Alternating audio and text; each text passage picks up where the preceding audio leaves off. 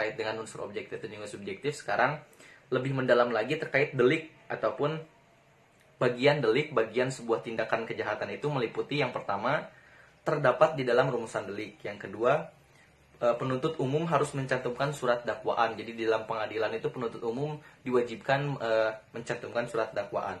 Yang ketiga, harus dibuktikan di pengadilan.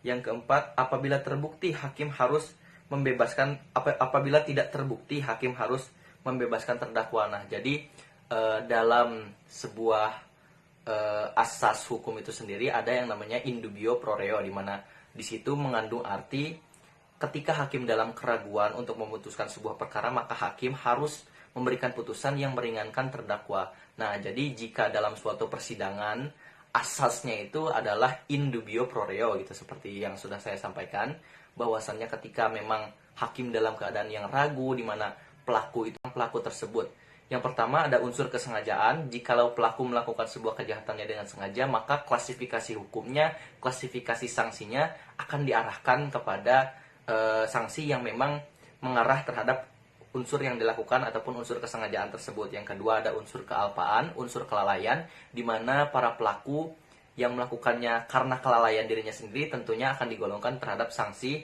terkait dengan kealpaan ataupun kelalaian.